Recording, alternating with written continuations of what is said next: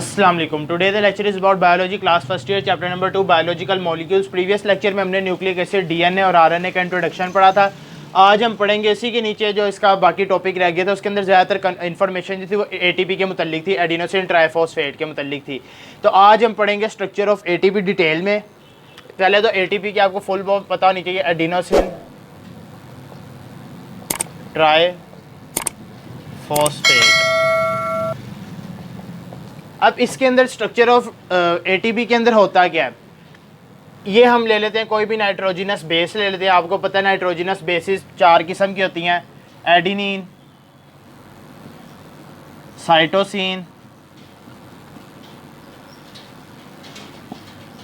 Thymine और guanine. ठीक हो गया, ये 4 नाइट्रोजिनस बेसिस होती हैं। अब इसके अंदर जो एटीपी का जो स्ट्रक्चर बनता है ना, वो पहले बनता है किससे, कोई नाइट्रोजिनस बेस ले लें आप, फिर उसके बाद राइबोस शुगर होती है, कोई भी शुगर ले लें, लेकिन ज़्यादातर इसके अंदर 5 कार्बन वाली शुगर होती है, और 5 कार्बन वाली शुगर को हम राइबोस ही कहते हैं। ठीक हो गया, इसके अंदर 5 कार्बन वाली शुगर हो गई जिसका स्ट्रक्चर ये होता है। और इसके बाद 3 फॉस्फेट आइंस होते हैं जो कि हाइड्रो ऑक्सीजन बॉन्ड के साथ अटैच होते हैं। ठीक हो गया, ये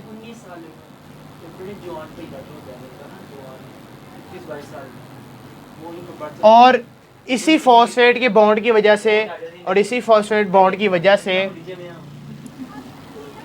हम एटीपी, एडीपी और एएमपी को क्लासिफाई करते हैं। कैसे, अगर हमारे पास 3 फॉस्फेट्स होंगे तो वो स्ट्रक्चर होगा एटीपी का। अगर हमारे पास एक फॉस्फेट निकल जाता है, अगर हम कोई भी बाहर से एनर्जी अप्लाई करते हैं तो ज़्यादातर एक फॉस्फेट आयन को जो एनर्जी रिक्वायर होती है, हमने 9-10 क्लास में ही पढ़ा हुआ है कि वो 7.6 किलो कैलोरीज इतनी एनर्जी रिक्वायर होती है। ठीक हो गया, एक फॉस्फेट बॉन्ड को तोड़ने के लिए।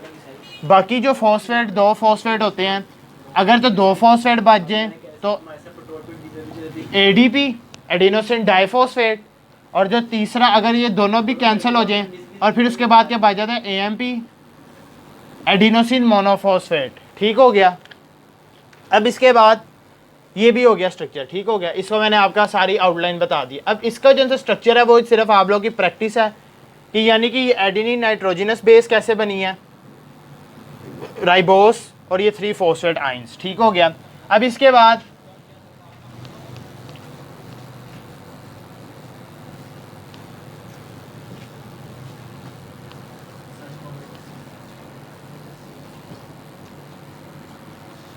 बुक पे चलते हैं। अब सबसे पहले क्या, nucleic acid are the complex substances. Nucleic acids क्या हैं, एक कॉम्प्लेक्स सब्सटेंसेस है,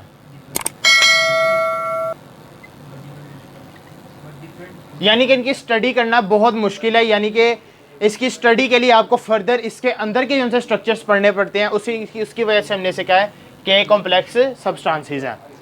They are the polymers of units known as the nucleotides. Polymers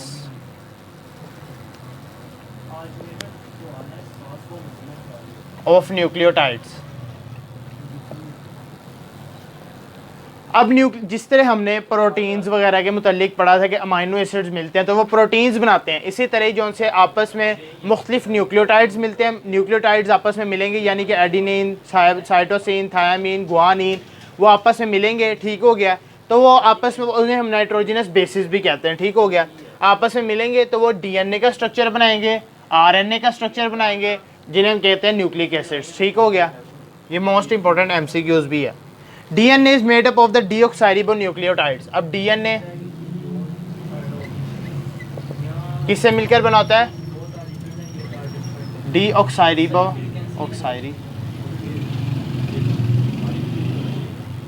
nucleotides.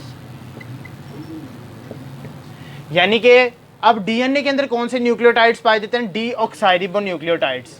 और आरएनए के अंदर कौन से न्यूक्लियोटाइड्स पाए जाते हैं, राइबोन्यूक्लियोटाइड्स।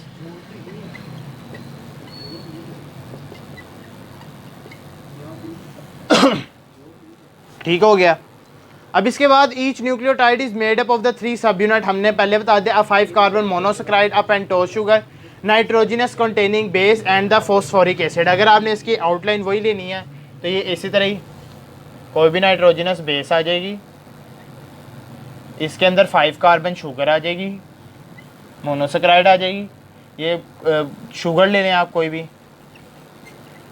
और इसके साथ 3 फॉस्फेट आयंस। ठीक हो गया, 3 फॉस्फेट आयंस आ जाएंगे, एडेनिन आ जाएगी और एक आपके पास क्या आ जाएगी, शुगर आ जाएगी। ठीक हो गया। अब इसके बाद pentose sugar in ribo nucleotide is ribose. अब कहता है कि जो सी 5 कार्बन जो सी शुगर है पेंटोस, अब वो कहता है कि डीऑक्साइरिबो न्यूक्लियोटाइड के अंदर वो कौन सी होगी, डीऑक्साइरिबोस।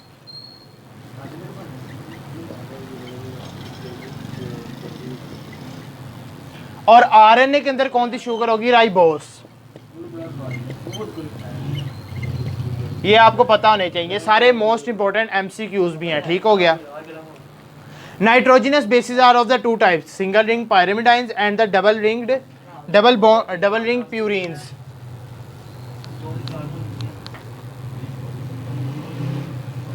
अब नाइट्रोजिनस बेसिस हमने जो सी पढ़ी थी adenine, thymine, cytosine, guanine, uracil. अब उसकी भी आगे फर्दर 2 टाइप्स हैं, सिंगल रिंग्ड पायरामिडाइंस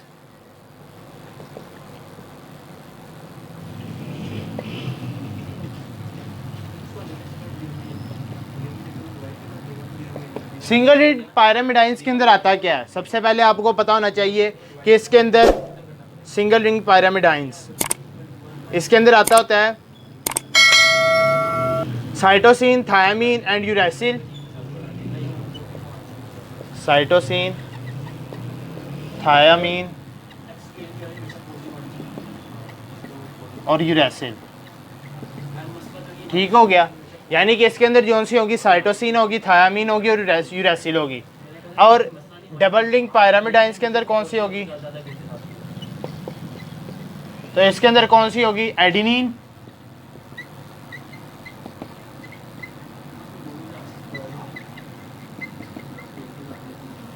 एडेनिन और गुआनिन। ये मोस्ट इंपोर्टेंट एमसीक्यूज भी आया होता है कि सिंगल रिंग पायरामिडाइंस के अंदर कौन होता है, साइटोसिन होती है, थायामीन होती है, यूरेसिल होती है। और डबल रिंग पायरामिडाइंस के अंदर एडेनिन और गुआनिन होती है।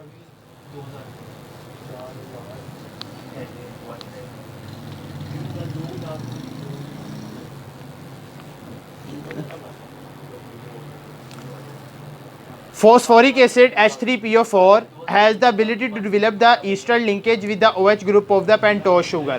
अब फॉस्फोरिक एसिड जो सा हमारे पास मैंने कहा था कि यहाँ पे एडेनिन होती है, यहाँ पे शुगर होती है 5 कार्बन वाली, यहाँ पे फॉस्फेट आयन होते हैं। ठीक हो गया। अब वो क्या कहता है कि जो सा फॉस्फोरस आयन होता है ना, जो सा यहाँ पे H3PO4, वो करता है कि पेंटोस शुगर के साथ जो हाइड्रोक्सिल ग्रुप होता है पेंटोस शुगर का यहाँ पे, उसके साथ ये बनाता है ईथर लिंकेज। आपको पता है कि एस्टर लिंकेज, एस्टर लिंकेज बनाता है। एस्टर लिंकेज क्या होता है, R bond C bond O bond OR। ठीक हो गया। ये अल्काइल रेडिकल होगा, इसकी जगह आप कोई सा भी अल्काइल रेडिकल लगा सकते हैं, CH3 लगा सकते हैं, वो जो मर्जी आप लगा सकते हैं। ठीक हो गया। अब उसी के साथ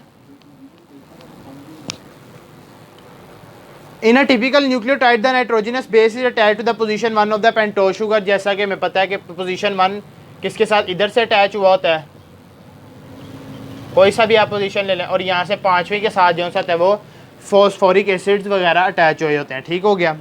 the compound form by the combination of base and the pentose sugar is known as the nucleoside.